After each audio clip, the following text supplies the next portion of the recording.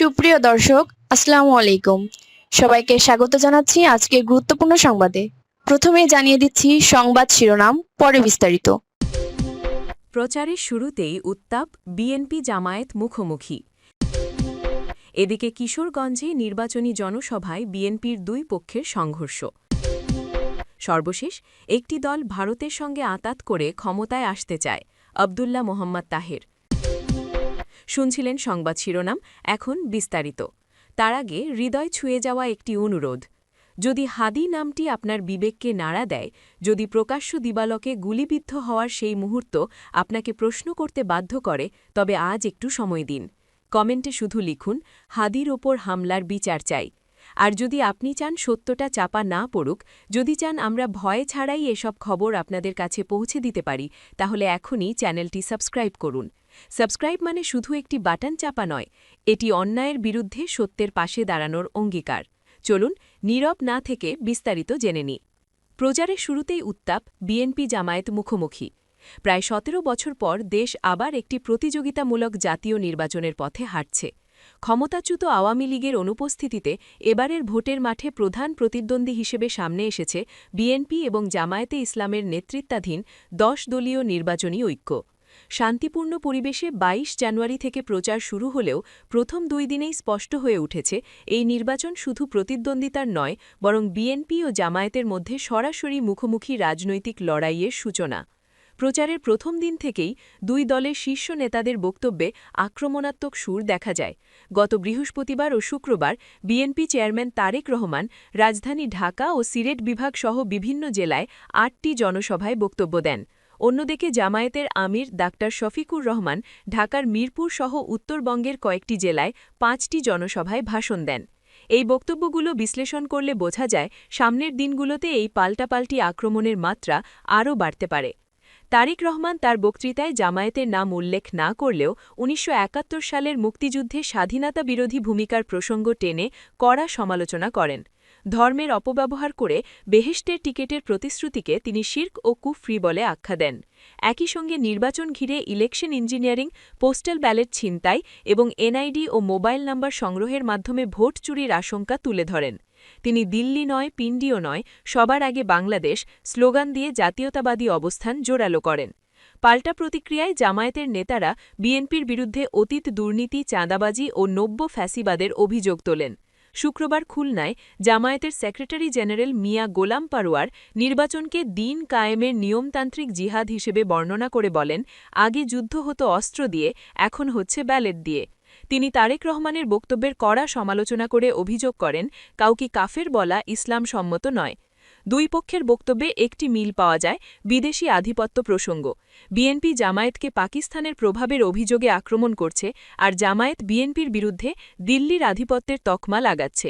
ফলে মুক্তিযুদ্ধ, ধর্মের ব্যবহার, বিদেশি প্রভাব, দুর্নীতি ও চাঁদাবাজি, এই কয়েকটি ইস্যু ঘিরে ভোটের মাঠে শুরু হয়েছে তীব্র বাকযুদ্ধ। বিএনপির প্রচারে উন্নয়ন প্রতিশ্রুতিও গুরুত্ব পেয়েছে। ফ্যামিলি কার্ড, কৃষক কার্ড, খাল খনন ও বেকারদের প্রশিক্ষণের মতো পরিকল্পনার কথা তুলে ধরে তারেক রহমান জনসমর্থন চান। জনসভায় তাৎক্ষণিকভাবে সাধারণ মানুষের সঙ্গে কথোপকথনের কৌশলকে রাজনৈতিক পর্যবেক্ষকরা অভিনব এবং কার্যকর বলে মনে করছেন। বিপরীতে জামায়াত এসব প্রতিশ্রুতিকে খয়রাতি অনুদান বলে কটাক্ষ করছে এবং ইনসাফ প্রতিষ্ঠা ও চাঁদাবাজি নির্মূলকে তাদের মূল অঙ্গীকার হিসেবে তুলে ধরছে। নারী ইস্যু ও মাঠ পর্যায়ের সংঘাতও উত্তাপ বাড়িয়েছে। জামায়াতের নারী কর্মীদের এনআইডি সংগ্রহের অভিযোগে কয়েকটি স্থানে উত্তেজনা ও সংঘর্ষের ঘটনা ঘটেছে, যা বিএনপি ও জামায়াতের মধ্যে অবিশ্বাস আরও বাড়িয়েছে। রাজনৈতিক বিশ্লেষকদের মতে এই পাল্টাপাল্টি আক্রমণ বাংলাদেশের রাজনীতির চিরাচরিত বৈশিষ্ট্য। ঢাকা বিশ্ববিদ্যালয়ের অধ্যাপক মাহবুবুল্লাহ বলেন, মতভিন্নতা থাকবেই, তবে তা যেন সহিংসতায় না গড়ায় সেদিকে নজর রাখা জরুরি। লেখক মহিউদ্দিন আহমেদও মনে করেন, আওয়ামী লীগের অনুপস্থিতিতে বিএনপি ও জামায়াত এখন স্বাভাবিকভাবেই একে অপরের প্রধান প্রতিদ্বন্দ্বী। সব মিলিয়ে প্রচারের প্রথম ২ দিনেই স্পষ্ট, এবারের নির্বাচনে মূল লড়াই দুই বিরোধী শিবিরের মধ্যে। বিএনপি জাতীয়তাবাদ ও মুক্তিযুদ্ধের চেতনায় নেতৃত্ব ধরে রাখতে চাইছে, আর জামায়াত ধর্মীয় ভাষ্য ও দুর্নীতিবিরোধী অবস্থান দিয়ে সেই নেতৃত্বকে চ্যালেঞ্জ ছুড়ে দিচ্ছে। এই মুখোমুখি লড়াই শেষ পর্যন্ত কোন দিকে গড়ায়, সেটাই এখন রাজনীতির সবচেয়ে বড় প্রশ্ন। কিশোরগঞ্জে নির্বাচনী জনসভায় বিএনপির দুই পক্ষের সংঘর্ষ। কিশোরগঞ্জের অষ্টগ্রামে নির্বাচনী জনসভাকে কেন্দ্র করে বিএনপির দুই পক্ষের মধ্যে সংঘর্ষের ঘটনা ঘটেছে। আজ শুক্রবার বিকেলের দিকে উপজেলার কাস্তুল ইউনিয়নের ভাতশালা গ্রামে এই ঘটনা ঘটে। এতে উভয় পক্ষের অন্তত ৩০ জন আহত হয়েছেন বলে অভিযোগ পাওয়া গেছে। অষ্টগ্রাম থানার ভারপ্রাপ্ত কর্মকর্তা OC Shoaib Khan the Daily স্টারকে ঘটনার সত্যতা নিশ্চিত করেছেন। স্থানীয়দের বরাতে পুলিশ জানায়, বিকেলে ভাতশালা গ্রামে বিএনপি মনোনীত প্রার্থী অ্যাডভোকেট ফজলুর রহমানের নির্বাচনী জনসভা হলেও অসুস্থতার কারণে তিনি উপস্থিত থাকতে পারেননি। জনসভার শেষ পর্যায়ে দুই পক্ষের মধ্যে কথা কাটাকাটি থেকে শুরু হয়ে সংঘর্ষে রূপ নেয়। যুবদল নেতা মাহবুব আলম কিসমাত অভিযোগ করে দ্য ডেইলি স্টারকে বলেন, মিছিল নিয়ে জনসভায় পৌঁছানোর পর ২ নম্বর ওয়ার্ড বিএনপি সভাপতি সাদিক মিয়া ও তার লোকজন আমাদের উপর হামলা চালায়। এতে আমি সহ অন্তত ২০ জন আহত হয়েছি। তবে এসব অভিযোগ অস্বীকার করে ২ নম্বর ওয়ার্ড বিএনপি সভাপতি সাদিক মিয়া বলেন, যুবদল নেতা কিসমাত ও তার অনুসারীরাই আমাদের উপর হামলা চালায়। এতে আমি সহ ৮ থেকে ১০ জন আহত হয়েছেন। এ বিষয়ে ওসি শোয়েব খান বলেন, বর্তমানে পরিস্থিতি স্বাভাবিক রয়েছে। প্রাথমিকভাবে হতাহতের সঠিক সংখ্যা নিশ্চিত করা যায়নি। অভিযোগ পেলে তদন্ত করে আইনানুগ ব্যবস্থা নেওয়া হবে। সর্বশেষ একটি দল ভারতের সঙ্গে আতাত করে ক্ষমতায় আসতে চায়। আব্দুল্লাহ মুহাম্মদ তাহের।